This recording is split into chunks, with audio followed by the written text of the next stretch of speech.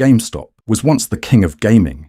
Every kid, every console, every midnight release. And now it's a punchline, a dying mall store, and, somehow, also a billion-dollar meme stock. This is the story of how GameStop went from dominating gaming to become one of the most confusing companies in the world. To understand the fall, we need to understand just how powerful GameStop used to be. Back in the early 2000s, GameStop wasn't just a store, it was gaming culture. If you wanted a new game, you went to GameStop. If you wanted to trade in old games, GameStop.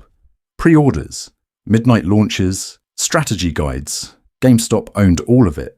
And their business model was genius. They didn't just sell games, they bought them back for cheap and resold them for profit. Used games became their goldmine.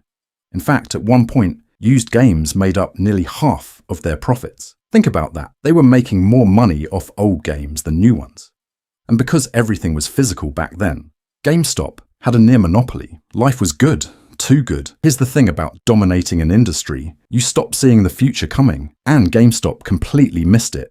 Because while they were focused on selling discs, the entire world was quietly going digital. Xbox Live, PlayStation Network, Steam. Suddenly, you didn't need to leave your house anymore. No lines, no discs, no GameStop. And this is where things get painful. Instead of adapting, GameStop doubled down on the old model. More stores, more physical inventory, more reliance on used games. It was like watching Blockbuster ignore Netflix all over again.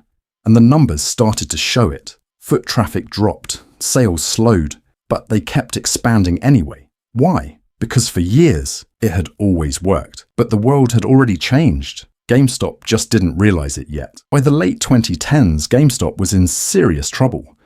Digital downloads were taking over, publishers were cutting them out entirely, and their biggest profit source, used games, was dying. Then came the brutal reality. People didn't need GameStop anymore.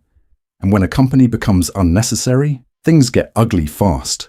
Stores started closing, revenue dropped, the stock price collapsed. At one point, GameStop was trading under $5 a share. Wall Street had written them off completely. And honestly, it made sense. GameStop wasn't just struggling, it was becoming irrelevant. Then something happened that nobody saw coming. Reddit. A group of everyday investors on Wall Street Bets noticed something interesting. Hedge funds were betting against GameStop hard. They were shorting the stock, expecting it to die. So the internet did what the internet does best. They turned it into a war. People started buying GameStop stock like crazy, not because the business was good, but to force the price up. And it worked. The stock exploded. $5, $20, $100, $300.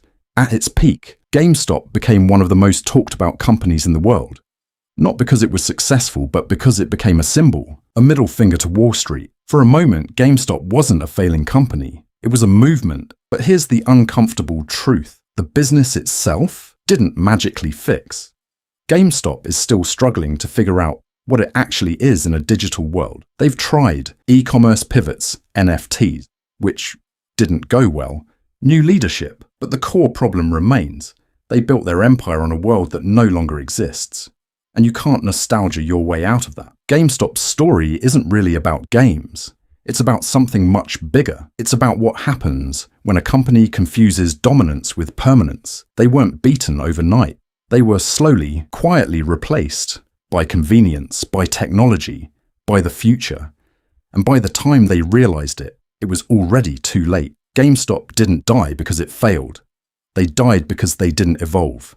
And in business, that's the same thing. Thank you for watching till the end, you good boys and girls. Please like and subscribe for more content.